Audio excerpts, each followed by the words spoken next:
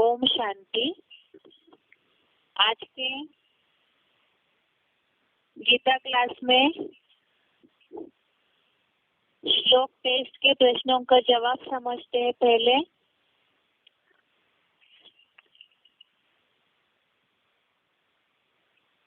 पहला प्रश्न है, विकल्प सही उत्तर के लिए विकल्प बताएं। पहला प्रश्न है, अर्जुन को किस गुण में स्थिर होने बोला है? अर्जुन को किस गुण में स्थिर होने बोला है? विकल्प है, पहला सत्व गुण, दूसरा सत्व प्रधान। पहला सत्व गुण विकल्प है, दूसरा सत्व प्रधान। तो इसका जवाब है सत्व गुण में स्थिर होने बोला है। ये बात है दूसरे अध्याय के 45वें श्लोक में, श्लोक नंबर अध्याय नंबर 2 श्लोक नंबर 45। इसमें बात आई है अर्जुन को सत्व गुण में स्थिर होने बोला है। दूसरा प्रश्न है, ईश्वर के ज्ञान की तुलना किससे की है? ईश्वर के ज्ञान की तुलना किससे की है? विकल्प है मानसरोवर से, दूसरा विकल्प है तालाब से। तो जवाब है इसका, ईश्वर के ज्ञान की तुलना मानसरोवर से की है। 46 नंबर श्लोक नंबर 46, इसमें ये बात आई है ज्ञान जल का मानसरोवर। ईश्वर का ज्ञान के लिए मानसरोवर से तुलना की है। अगला प्रश्न है तीसरा, तेरा श्रीमत अनुसार डैश डैश में ही अधिकार है। तेरा श्रीमत अनुसार डैश डैश में ही अधिकार है। विकल्प है पहला कर्म संन्यास, दूसरा है कर्म योग। जवाब है तेरा श्रीमत अनुसार कर्म योग में ही अधिकार है। तेरा श्रीमत अनुसार कर्म योग में ही अधिकार है। इसके लिए 47 नंबर श्लोक नंबर 47 में ये वाक्य आया है, तेरा श्रीमत अनुसार कर्म योग में ही अधिकार है। अगला चौथा प्रश्न है, गीता में मूढ़ योनि किसके लिए बताया है? गीता में मूढ़ योनि किसके लिए बताया है?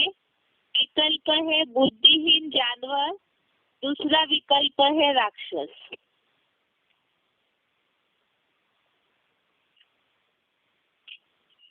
जवाब है गीता में मूढ़ योनि राक्षस योनि के लिए बताया है। राक्षसों जैसे स्वभाव संस्कार जिनके हैं उनके लिए बताया है। ये बेसिक कोर्स से रिलेटेड प्रश्न था।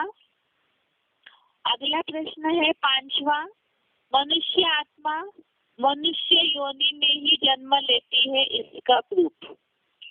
मनुष्य आत्मा मनुष्य योनि में ही जन्म लेती है, इसका प्रूफ। विकल्प है जानवरों की बढ़ती संख्या, दूसरा विकल्प है मनुष्यों की बढ़ती हुई जनसंख्या।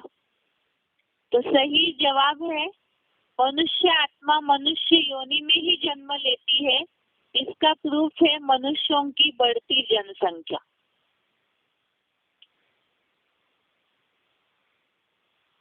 अगला प्रश्न है, निम्नलिखित प्रश्नों के एक वाक्य में उत्तर बताएं।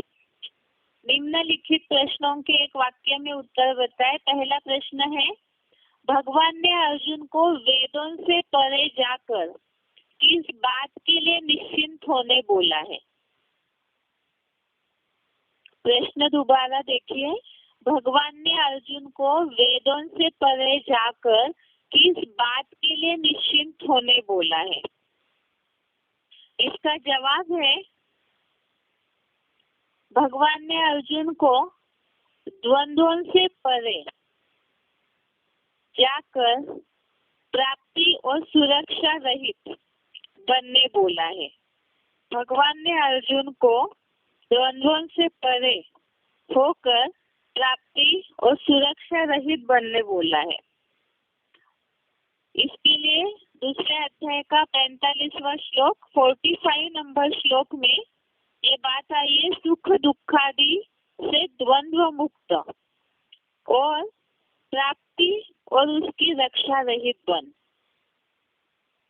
अर्थात न प्राप्ति की चिंता करे न उसकी रक्षा की चिंता करे, इस बात से निश्चिंत होने बोला है। अगला प्रश्न है, भगवान का ज्ञान ही सर्वोपरि है, इसे श्लोक के भावार्थ से बताएं। भगवान का ज्ञान ही सर्वोपरि है, इसे श्लोक के भावार्थ से बताएं। उत्तर है इसका, भगवान का ज्ञान मिलने पर, भगवान के ज्ञान का मानसरोवर मिलने पर दूसरे मनुष्य रूपी पोखरों के मटमैले ज्ञान जल का प्रयोजन ही नहीं है। भगवान के ज्ञान का मानसरोवर मिलने पर दूसरे मनुष्य रूपी पोखरों के मटमैले ज्ञान जल का प्रयोजन ही नहीं है। 46 नंबर श्लोक 46 नंबर श्लोक में ये जवाब है कि भगवान का ज्ञान ही सर्वोपरि है। अगला प्रश्न है,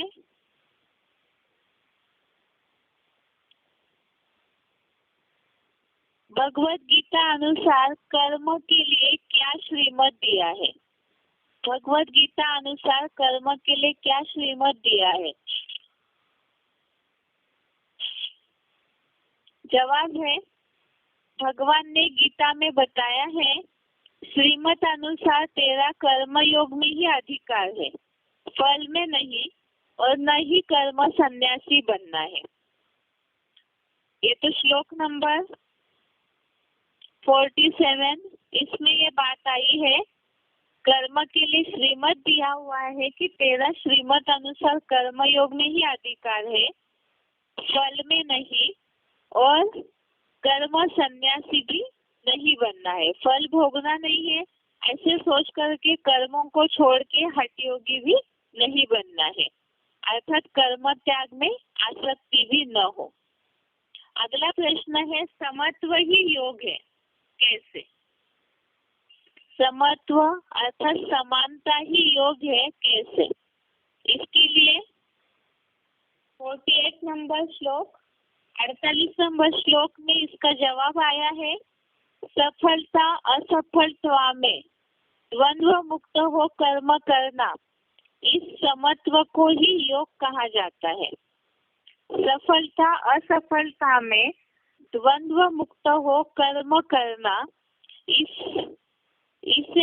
इस समत्व को ही योग कहा जाता है। अगला प्रश्न है, गीता में नीचा कर्म करने वाले किने कहा है? गीता में नीचा कर्म करने वाले किने कहा है? जवाब है इसका, सर्वोत्तम शिव में उद्योग लगाने के सिवाय केवल कर्म करना नीचा है। सर्वोत्तम शिव में उद्योग लगाने के सिवाय केवल कर्म करना नीचा है। 49 नंबर श्लोक 49 नंबर श्लोक में ये जवाब आया है, सर्वोत्तम शिव में उद्योग लगाने सिवाय, अर्थात ईश्वर की याद के बिना जो कर्म करते हैं वो कर्म अत्यंत नीचा है। अगला प्रश्न है, भगवत गीता में कंजूस किसे कहा है? भगवत गीता में कंजूस किसे कहा है? उत्तर है, कर्म फल के इच्छुक कंजूस है, क्योंकि विश्व कल्याण अर्थ कुछ देना नहीं चाहते हैं। कर्म फल के इच्छुक कंजूस है, क्योंकि विश्व कल्याण अर्थ कुछ देना नहीं चाहते हैं। ये भी 49 नंबर श्लोक में ही है। इसमें बताया है कि कर्म फल के इच्छुक जो है वो कंजूस है, और क्लैरिफिकेशन में बात आई है, विश्व कल्याण अर्थ कुछ देना नहीं चाहते हैं। तो कंजूस इस भाव से बोला है इसमें क्योंकि वो स्वार्थी होते हैं, केवल अपने लिए ही सोचते हैं, इस हिसाब से अपने लिए ही कर्मों का फल भी भोगते हैं, प्राप्ति भी ले लेते हैं, विश्व कल्याणार्थ कुछ देते नहीं है, तो उन्हें कंजूस बोला हुआ है। इसके लिए नीचे क्लैरिफिकेशन भी दिया हुआ है श्रीनाथ के पुजारियों का, जो बेच करके भोग बेचते हैं और खुद खा जाते हैं, इस भाव से एक एग्जाम्पल दिया है। तो इस तरह से विश्व कल्याण के लिए जो कोई कार्य नहीं करते हैं उन्हें कंजूस कहा है। अगला प्रश्न है, मनुष्य पहले बंदर था, ये किसने कहा और क्या ये सही है या नहीं है और क्यों? बेसिक कोर्स से रिलेटेड ये प्रश्न है। 84 लाख योनियों की जहाँ बात आती है, प्रश्न दोबारा रिपीट कर रहे हैं। मनुष्य पहले बंदर था, ये किसने कहा और क्या ये सही है या नहीं और क्यों? इसका जवाब है, मनुष्य पहले बंदर था, ये बात साइंस में डार्विन थ्योरी है, उसमें बोला हुआ है। डार्विन एक वैज्ञानिक का, संशोधक का नाम है। उन्होंने ये थ्योरी रखी थी कि मनुष्य पहले बंदर था, और ये सही इसलिए नहीं है क्योंकि अगर मनुष्य सच में ही बंदर होता तो और बाकी सारे बंदर जो है वो मनुष्य क्यों नहीं बने, और अभी भी मनुष्य के संपर्क में रहने वाले बंदर मनुष्य में ट्रांसफर क्यों नहीं हो रहे। अगर ये थ्योरी सही होती कि मनुष्य बंदर है तो अभी भी वो लागू होनी चाहिए थ्योरी, अर्थात बंदर मनुष्य में ट्रांसफर होते हुए दिखने चाहिए थे। इसीलिए डार्विन थ्योरी को तो साइंस वालों ने भी गलत साबित किया है। अगला प्रश्न है, गीता के श्लोक अनुसार पाप योनियां किसे कहेंगे? गीता के श्लोक अनुसार पाप योनियां किसे कहेंगे? ये बेसिक कोर्स से रिलेटेड प्रश्न है।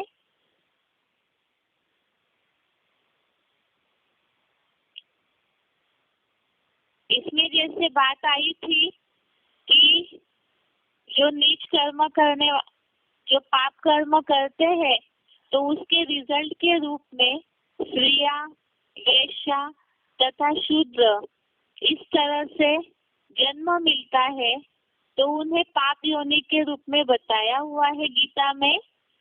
स्त्रियां, वेश्या और शूद्र, इस हिसाब से जिन्हें जन्म मिलता है तो उन्हें पाप योनि के रूप में गीता में बताया है। ये श्लोक था 9वें अध्याय का 32वां श्लोक, अध्याय 9 श्लोक नंबर 32।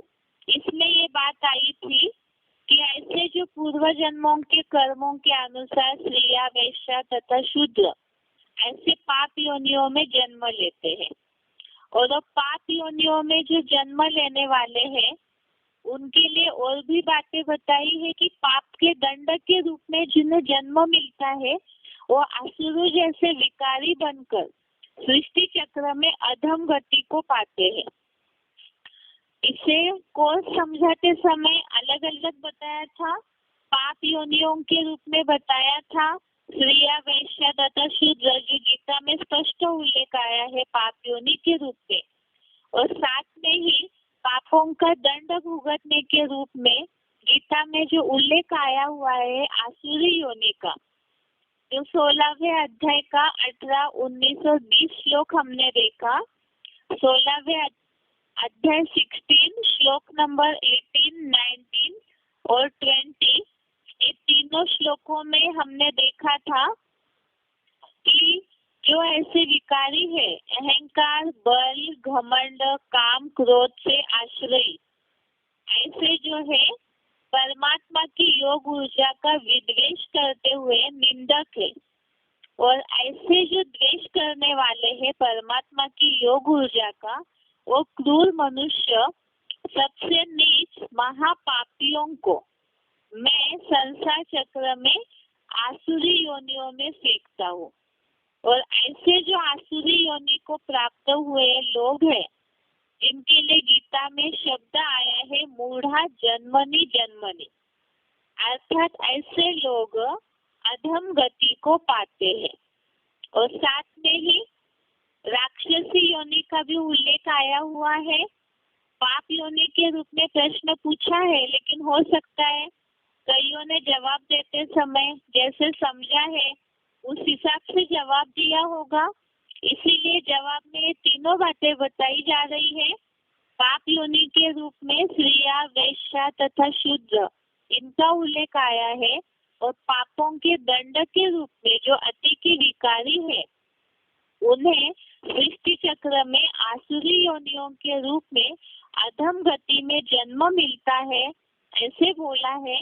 और साथ में ही 14वें अध्याय का 15वां श्लोक, अध्याय 14 श्लोक नंबर 15, इसमें मूढ़ योनि के रूप में बात आई है।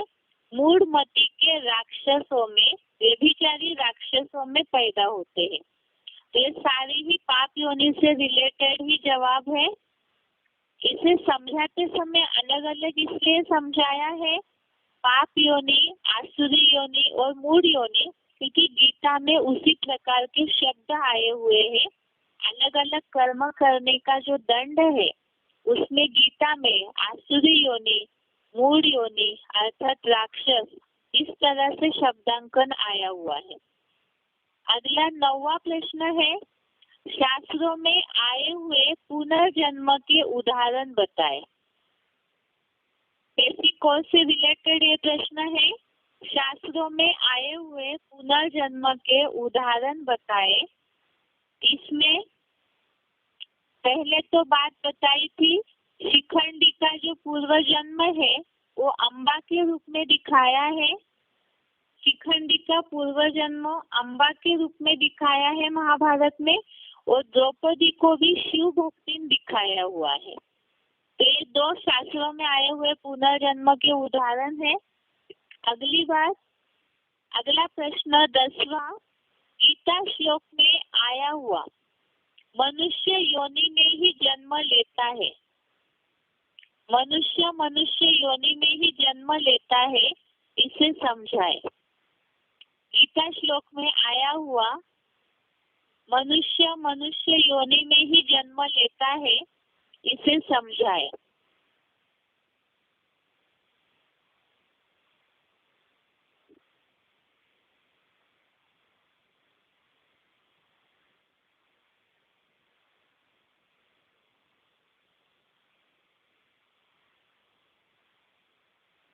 जैसे हमने समझा अभी तक कि कहीं भी गीता के श्लोक में जहाँ भी पाप योनियों के दंड की बात आती है, तो वहाँ कहीं भी जानवर योनियों का उल्लेख नहीं आया है। हर श्लोक में मनुष्य योनि के रूप में ही उल्लेख आया हुआ है, पापों के दंड के रूप में भी। जैसे अभी श्लोक समझे हमने 9वें अध्याय का 32वां श्लोक, या बाकी जो भी श्लोक समझे हैं, तो इसमें पाप योनि के रूप में भी स्त्रियां, वैश्य तथा शूद्र अर्थात मनुष्य योनि का ही उल्लेख आया हुआ है। या जहाँ कहीं भी आसुरी योनि, राक्षस योनि की भी बात आई है, तो वहाँ पर भी मनुष्य योनि का ही उल्लेख आया हुआ है। कहीं भी मनुष्य जानवर बनता है, ऐसा कहीं भी उल्लेख नहीं आया हुआ है। अगला प्रश्न है 11वां, मनुष्य जन्म दुर्लभ है, इसके लिए कहावत बताए। मनुष्य जन्म दुर्लभ है, इसके लिए कहावत बताए। बेसिक कोर्स में एक कहावत बताई थी, जो पुरातन जमाने से ये बात बोलते आए हैं, बड़े भाग मानुष तन पावा, सूर नर मुनि सब ग्रंथन गावा। मनुष्य जन्म दुर्लभ है, इसके लिए कहावत है, बड़े भाग मानुष तन पावा, सूर नर मुनि सब ग्रंथन गावा। अर्थात ये बहुत भाग्य की बात है कि मनुष्य तन मिला है, और इसके लिए सारे ग्रंथों में भी गाया हुआ है, ऐसे इसका भावार्थ है। अगला प्रश्न है,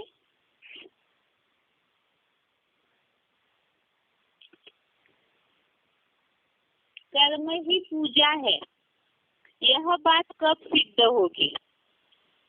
कर्म ही पूजा है, यह बात कब सिद्ध होगी? इसे इस हफ्ते के श्लोकों के आधार से दुनिया को कैसे समझाएंगे?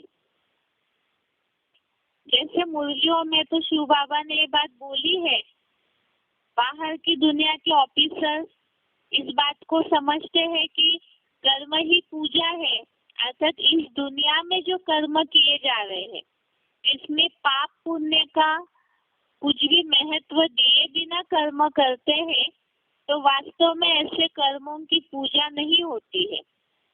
अगर बाहर की दुनिया के ऑफिसर या जो भी लोग समाज सेवक है, बहुत ऐसे लोग हैं जो केवल समाज सेवा करना चाहते हैं, दुनिया का गरीबों का कल्याण करना चाहते हैं, या बहुत ऐसे नेताएं हैं वो सोचते हैं कर्म ही पूजा है, प्रजा का सेवा ही हमारा सब कुछ है, लेकिन उसमें पाप पुण्य का ध्यान नहीं देते हैं तो ऐसे कर्मों की पूजा नहीं होती है। इसीलिए कलयुगी दुनिया में जो भी मनुष्य कर्म कर रहे हैं उनके किसी की भी कर्मों की पूजा नहीं होती है। तो फिर गीता में इसका उल्लेख बताया हुआ है, इसके बारे में बताया है कि कौन से कर्मों की पूजा हो सकती है। जैसे अब लोगों को समझाते समय तो इतने सारे श्लोकों के नंबर तो नहीं बताएंगे, यहाँ केवल जो बेसिक कोर्स सीख रहे हैं या श्लोक सीख रहे हैं उनके रेफरेंस समझने के हिसाब से श्लोक नंबर के साथ जवाब दे रहे हैं। समझाते समय तो लोगों को गीता के कुछ शब्दों का उल्लेख करके समझाएंगे तो ठीक रहेगा। जैसे शब्द आया हुआ है 47 नंबर श्लोक में, कर्मण्येवाधिकार रस्ते।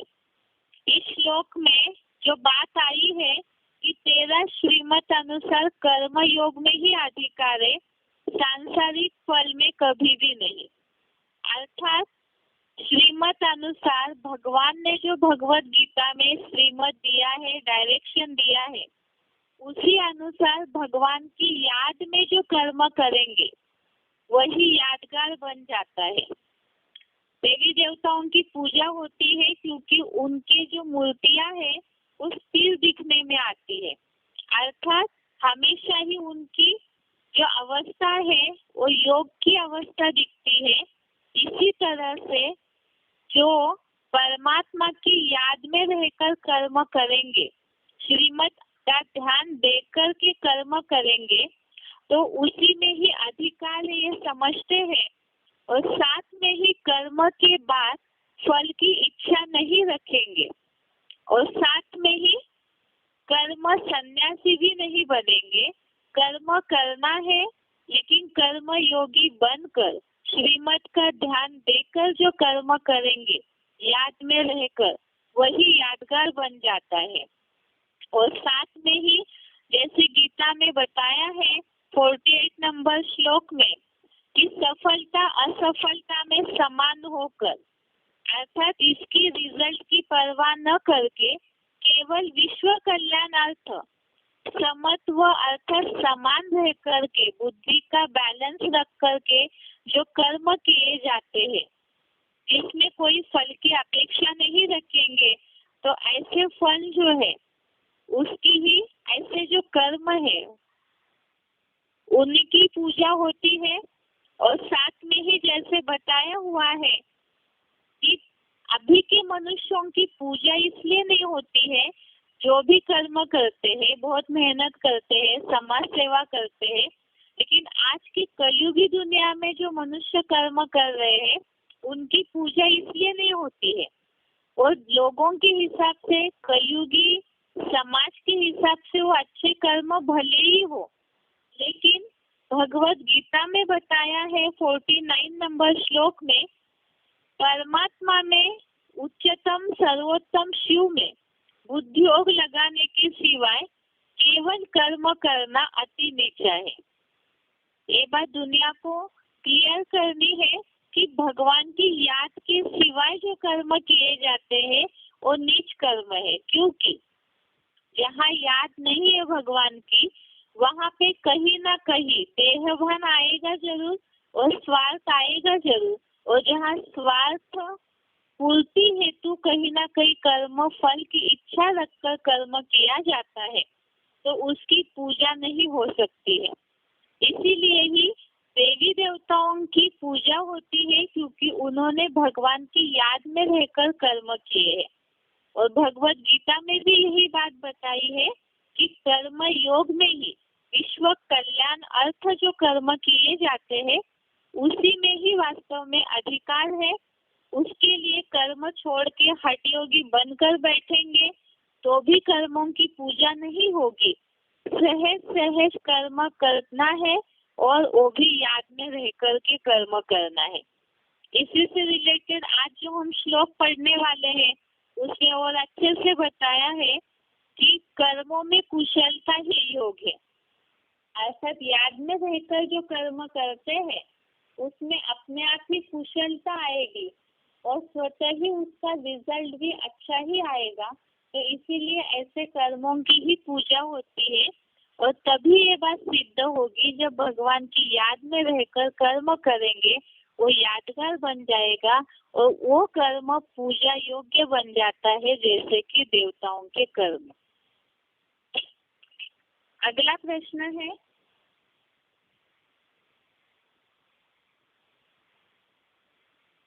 निम्नलिखित प्रसंगों के लिए गीता के श्लोक बताएं।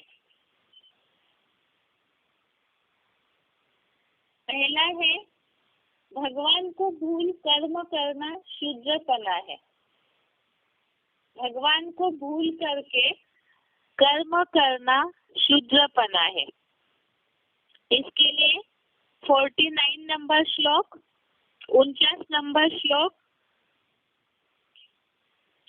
है, दूरेन हेवरम कर्म बुद्धि योगा धनंजय बुद्धो शरणम अन्विच्छ कृतना फल हेतवः।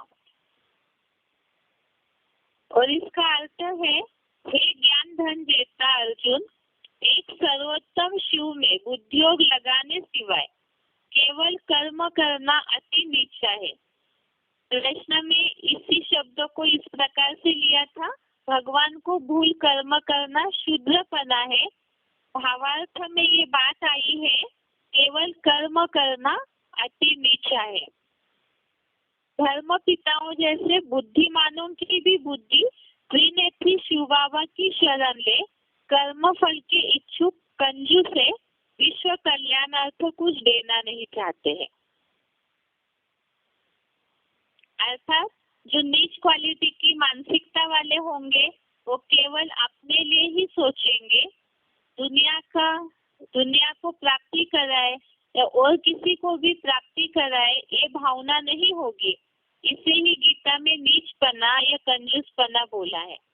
अगला है प्रश्न, सफलता और असफलता में समान रहना है। सफलता और असफलता में समान रहना है। श्लोक नंबर 48, श्लोक नंबर 48 श्लोक है, योगस्थः कुरु कर्माणि संगम त्यक्त्वा धनंजय सिद्ध्या सिद्धो समो भूत्वा समत्वम योग उच्यते। अर्थात हे सच्ची गीता एडवांस ज्ञान धन देता अर्जुन, आसक्ति त्याग कर योगारूढ़ हुआ, अन्य द्वंद्वों जैसी सफलता असफलता में भी समान होकर कर्म फल त्यागी बनकर कर्मों को कर। हर प्रकार के द्वंद्वों में सदा का समत्व ही योग कहा जाता है। अगला प्रश्न है, कर्म फल में आसक्ति नहीं रखो। कर्म फल में आसक्ति नहीं रखो। श्लोक नंबर 47, श्लोक नंबर 47 श्लोक है, कर्मण्ये वाधिका रस्ते मा फलेषु कदाचन मा कर्मफल हेतुर्भूर्मा ते संगोस्तु अकर्मणे। अर्थात तेरा श्रीमत अनुसार कर्म योग में ही अधिकार है, सांसारिक फल में कभी भी नहीं। इसलिए कर्म फल का कारण मैं ही हूँ, ऐसे मत बनो। तुम्हारी लोक संग्रह अर्थ कर्म त्याग में कभी आसक्ति न हो। कर्म योगी बनना है, कर्म सन्यासी नहीं। अगला प्रश्न है, थर्ड क्लास मुरली नहीं सुनना है। थर्ड क्लास मुरली नहीं सुनना है, इसके लिए वास्तव में भावार्थ में स्पष्ट ये बात नहीं आई, लेकिन इस श्लोक से रिलेटेड सिलेक्टेड क्लिप चला था, सिलेक्टेड पॉइंट चले थे, उसमें शिव बाबा ने ये बात बोली है। अर्थ बताते समय थर्ड क्लास मुरली नहीं सुनना है। इसके लिए श्लोक नंबर है 46, श्लोक नंबर है 46। श्लोक है, यावान अर्थ उदपाने सर्वतः संप्लुतोदके तावान सर्वेषु वेदेषु ब्राह्मणस्य विजानतः। अर्थात चारों ओर से संपूर्ण भरपूर ज्ञान जल का मानसरोवर मिले तो जितना प्रयोजन छोटे छोटे मटमैले पोखरों में हो, उतना ही विशेष एडवांस ज्ञान सागर की ज्ञानी ब्राह्मण का सभी ब्रह्मा निस्तृत वेद वाक्यों जैसी मंथन रहित मुरलियों में होता है। तो यहाँ थर्ड क्लास मुरली की बात यहाँ आती है, जो बोला है कि जो एडवांस ज्ञान सागर के बच्चे हैं, उन्हें जो वेद वाक्यों वाली मंथन रहित मुरलियां है, अर्थात कागज की मुरलियां है, उसमें कोई प्रयोजन नहीं होगा। अगला प्रश्न है, वेदों से परे जाना है। वेदों से परे जाना है। श्लोक नंबर 45, श्लोक नंबर 45। त्रैगुण्य विषया वेदा निश्चय गुण्यो भवार्जुन निर्द्वंद्वो नित्य सत्वस्थो निर्योग क्षेम आत्मवान।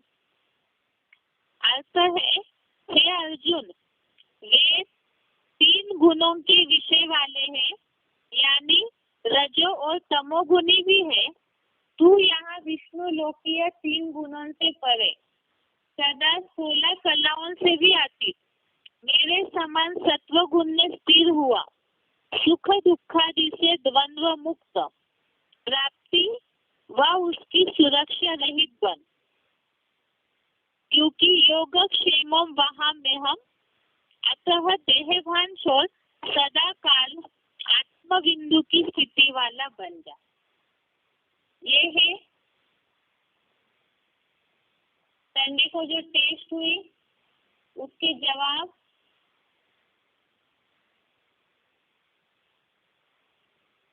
अभी आगे आज का श्लोक देखते हैं।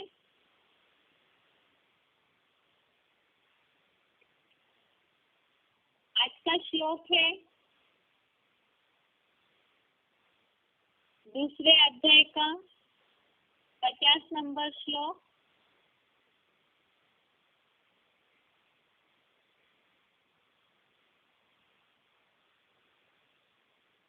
गीता का अध्याय 2 श्लोक नंबर 50। श्लोक है, बुद्धि युक्तो जहाँ तीह उभे सुकृत दुष्कृते तस्माद् योगाय युज्यस्व योगः कर्मसु कौशलम। श्लोक दोबारा देखिए। बुद्धि युक्तो जहाँ तीह उभे सुकृत दुष्कृते तस्माद् योगाय युज्यस्व योगः कर्मसु कौशलम। संधि विच्छेद देखते हैं। संधि विच्छेद है, बुद्धि युक्तः जहाति इह उभे सुकृत दुष्कृते तस्मात् योगाय युज्यस्व योगः कर्मसु कौशलम।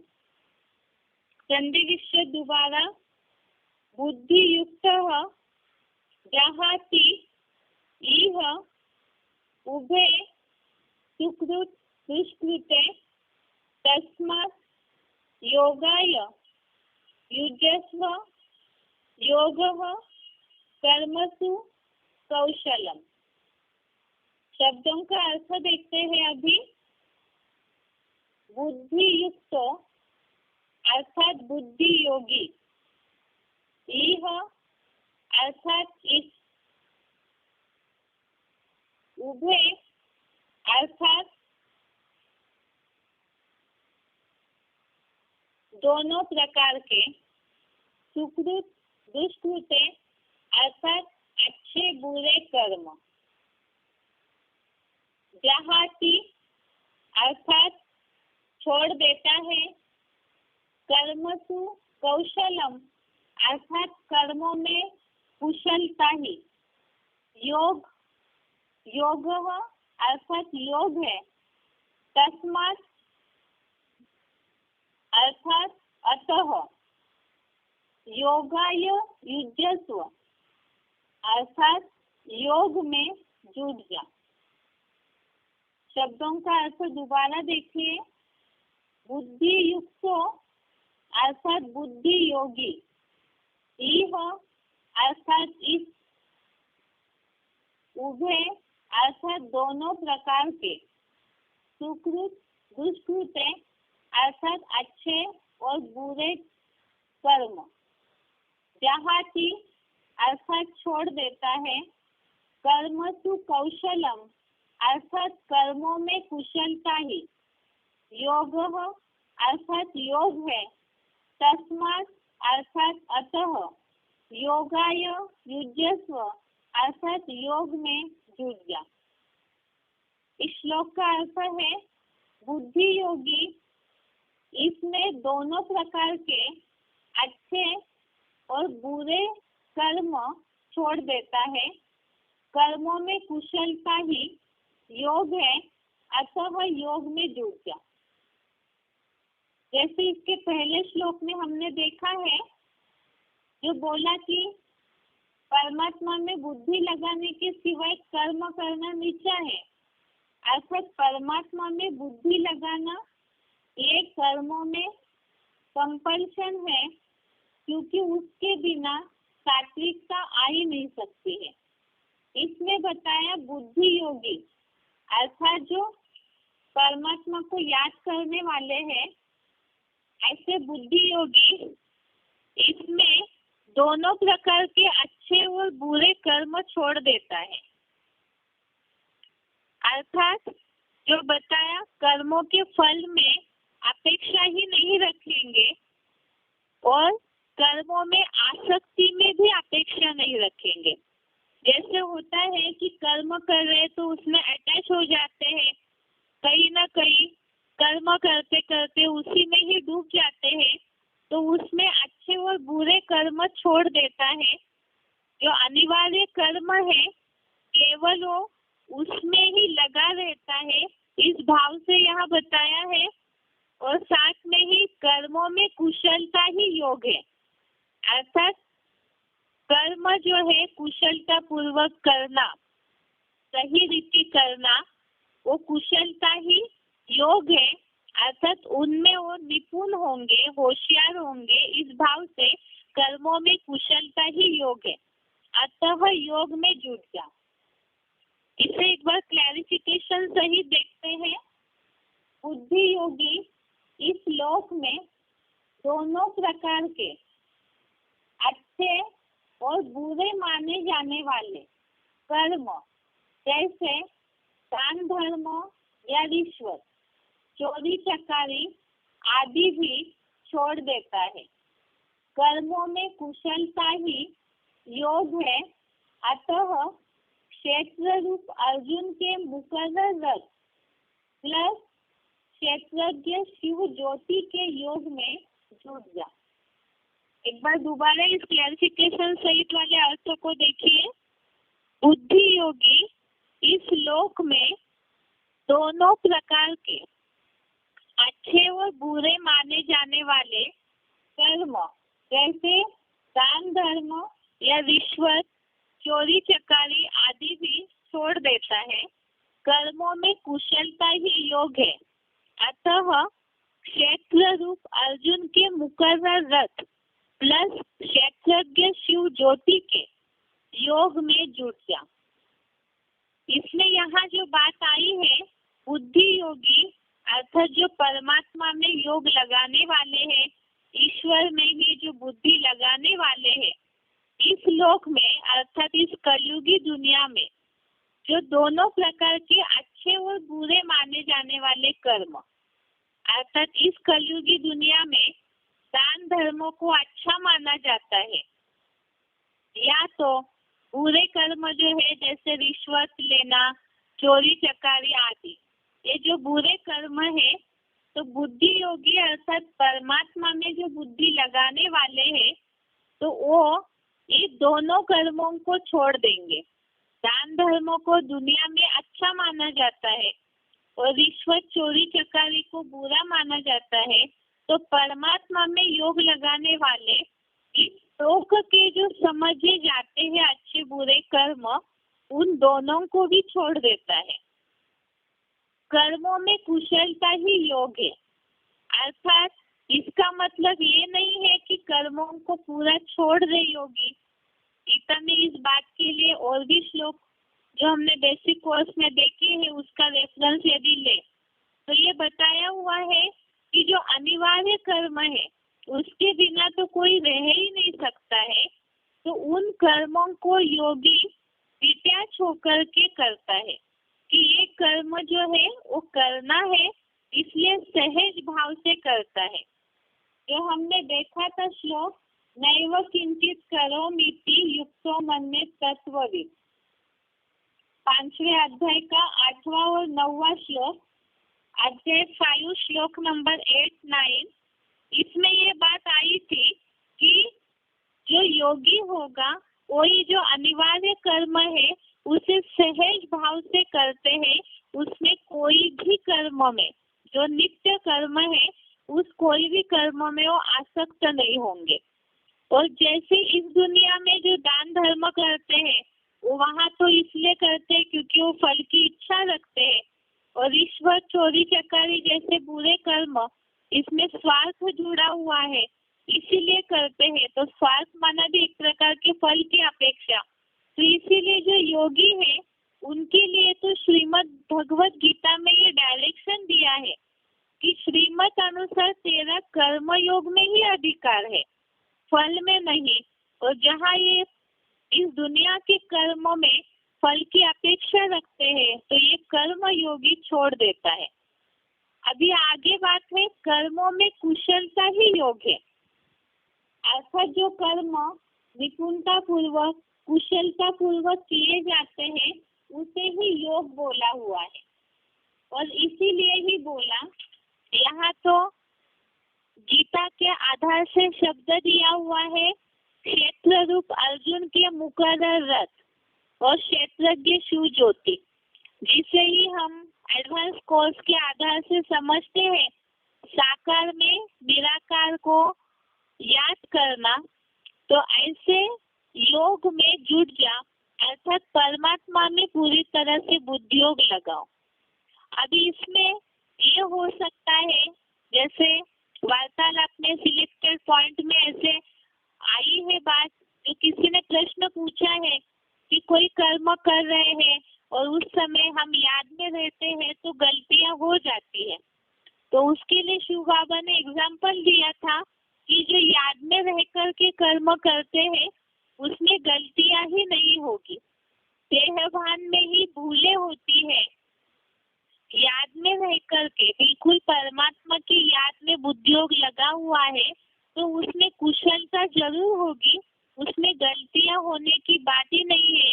जैसे उदाहरण दिया था कि दूध उबालने रखा है और कोई कहे हम याद में थे तो दूध उबल के चला गया, लेकिन वास्तव में शिव बाबा ने इसी का उदाहरण देके बोला कि याद में रहेंगे तो कर्मों में अलर्टनेस होगा, अटेंशन होगा, जैसे अव्यक्त वाणियों में ये बात आती है, जहाँ बाप है वहाँ पाप नहीं, और जहाँ पाप है वहाँ बाप नहीं। इसका मतलब अगर पाप कर्म होते हैं तो जरूर शिव बाबा को भूले हैं, इसीलिए ही पाप कर्म होते हैं।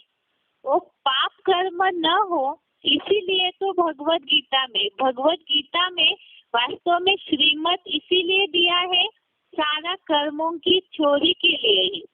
अगर सारे अध्यायों को अच्छी तरह से हम देखेंगे तो कर्मों की चोरी के बारे में ही हर अध्याय में, हर श्लोक में कहीं न कहीं उल्लेख है। तो इसी तरह से याद में रह करके जो कर्म करते हैं उसमें गलतियां नहीं होगी, इसीलिए बोला है कर्मों में कुशलता ही योग है। योग किसे कहा जाए तो कर्म करते हुए अगर याद करते हैं तो ऐसी निपुणता वाला सही कर्म, अटेंशन वाला जो कर्म है वो योग है। इसीलिए बोला याद में रहने से कोई गलतियां नहीं होगी, इसीलिए बताया योग में जुट जा। तो इसीलिए ही इन बातों में होना चाहिए कि बुद्धि योगी अर्थात बुद्धि का योग सदैव शिव बाबा के साथ जुड़ा हुआ हो। जिसमें उदाहरण बताया, हमने देखा था पहले उदाहरण कि अगर बुद्धि का कांटा लगातार स्थिर है, बैलेंस में है, शिव बाबा की याद में है, तो पलड़ा ऊपर नीचे नहीं होगा, बैलेंस में ही रहेगा। अर्थात कर्मों में ऊपर नीचे पन्ना आएगा ही नहीं। वास्तव में समत्व ही योग है। जो पहले हमने शब्द देखा, सफलता असफलता में समान रहना, ये बात इसलिए बोली है। अगर इस श्लोक से, इस भावार्थ से उस श्लोक को जोड़ते हैं तो वास्तव में कर्मों में कुशलता जहाँ है वहाँ असफलता की बात ही नहीं आएगी। लेकिन फिर भी रिजल्ट की अपेक्षा रख के अगर कोई कर्म करते हैं, फल की अपेक्षा रख करके अगर कोई कर्म करते हैं तो कहीं ना कहीं बुद्धि योग का पलड़ा ऊपर नीचे जरूर होगा।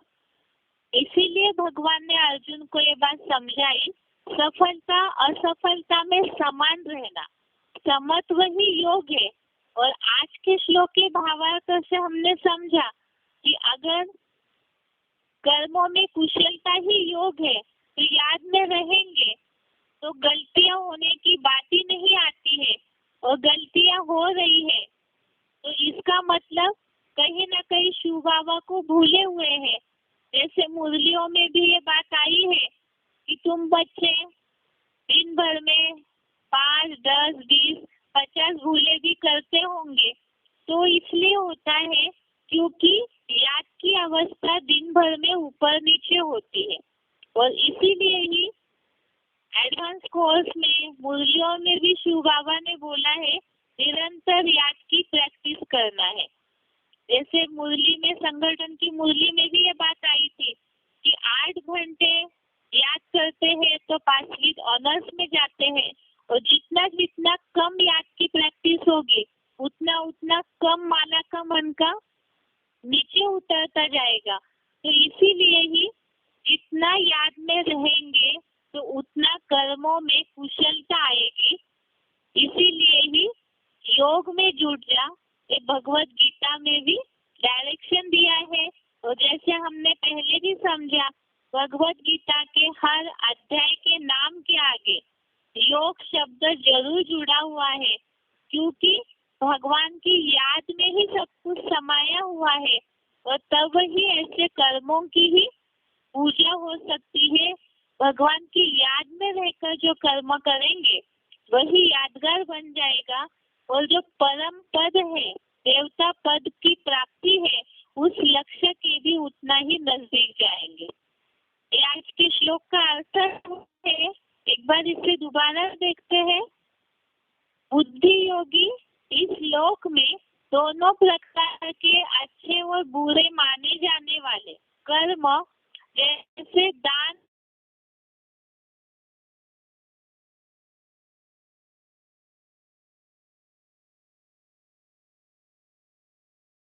अर्जुन के मुकर्रर रथ प्लस क्षेत्रज्ञ शिव ज्योति के योग में जुट जा। इस श्लोक से रिलेटेड ही कुछ अवेक्तनिक के पॉइंट्स हैं, लेकिन इसके पहले हम आज के श्लोक का अर्थ और उच्चारण सुनते हैं।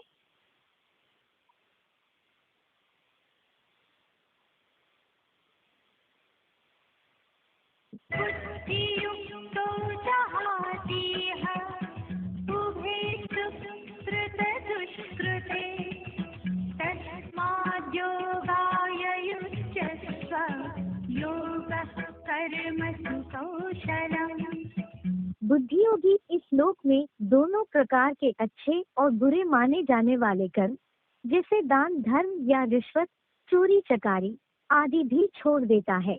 कर्मों में कुशलता ही योग है। अतः क्षेत्र रूप अर्जुन के मुकर्रर रथ और क्षेत्रज्ञ शिव ज्योति के योग में जुट जा।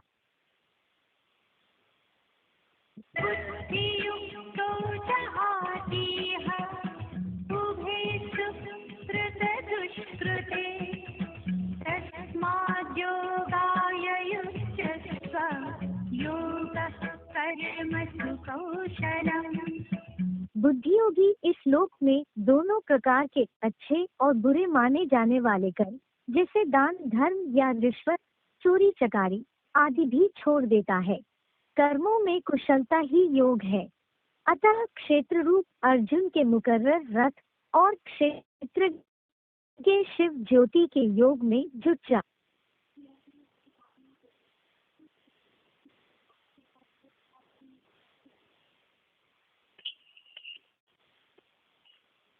आगे अवेक्तनिक का पॉइंट। अवेक्तनिक डेट है 18 अप्रैल 82। अवेक्तनिक डेट है 18 अप्रैल 82। पॉइंट है कर्मयोगी बन कर्म करने वाले कभी भी कर्म के बंधन में नहीं आते हैं। वे सदा बंधन मुक्त योग युक्त होते। कर्मयोगी कभी अच्छे बुरे कर्म करने वाले व्यक्ति के प्रभाव में नहीं आते। ऐसा नहीं कि कोई अच्छा कर्म करने वाला कनेक्शन में आए तो उसकी खुशी में आ जाओ, और कोई अच्छा कर्म न करने वाला संबंध में आए तो गुस्से में आ जाओ या उसके प्रति ईर्ष्या व घृणा पैदा हो।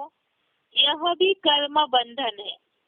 कर्म योगी के आगे कोई कैसे भी आ जाए, सदा स्वयं सदा न्यारा और प्यारा रहेगा। नॉलेज द्वारा जानेगा, इसका यह पाठ चल रहा है। घृणा वाले से स्वयं भी घृणा कर ले, यह हुआ कर्म का बंधन। ऐसे कर्म के बंधन में आने वाला एक रस नहीं रह सकता। पॉइंट दोबारा पढ़ रहे हैं।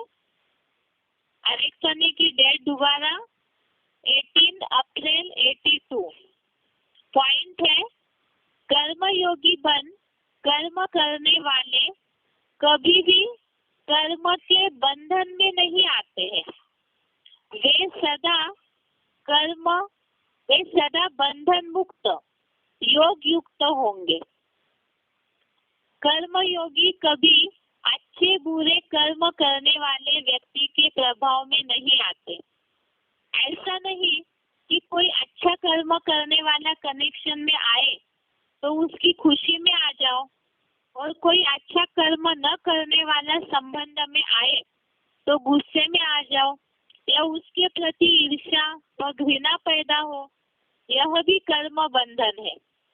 कर्म योगी के आगे कोई कैसे भी आ जाए, स्वयं सदा न्यारा और प्यारा रहेगा। नॉलेज द्वारा जानेगा, इसका यह पाठ चल रहा है। घृणा वाले से स्वयं भी घृणा कर ले, यह हुआ कर्म का बंधन। ऐसा कर्म के बंधन में आने वाला एक रस नहीं रह सकता। अगला पॉइंट है अवेक्तनिक डेट 23 जनवरी 87। अवेक्तनिक डेट 23 जनवरी 87। पॉइंट है, कर्मयोगी हर कर्म में स्वतः ही सफलता को प्राप्त करता है। कर्मयोगी आत्मा कर्म का प्रत्यक्ष फल उसी समय भी अनुभव करता और भविष्य भी जमा करता। तो डबल फायदा हो गया ना। ऐसे डबल फायदा लेने वाली आत्माएं हो। कर्मयोगी आत्मा कभी कर्म के बंधन में नहीं फंसेगी, सदा न्यारे और सदा बाप के प्यारे। पॉइंट दोबारा, अवेक्वानी डेट 23 जनवरी 87। कर्मयोगी हर कर्म में स्वतः ही सफलता को प्राप्त करता है। कर्मयोगी आत्मा कर्म का प्रत्यक्ष फल उसी समय भी अनुभव करता और भविष्य भी जमा करता। तो डबल फायदा हो गया ना। ऐसे डबल फायदा लेने वाली आत्माएं हो। कर्मयोगी आत्मा कभी कर्म के बंधन में नहीं फंसेगी, सदा न्यारे और सदा बाप के प्यारे। अगला पॉइंट है,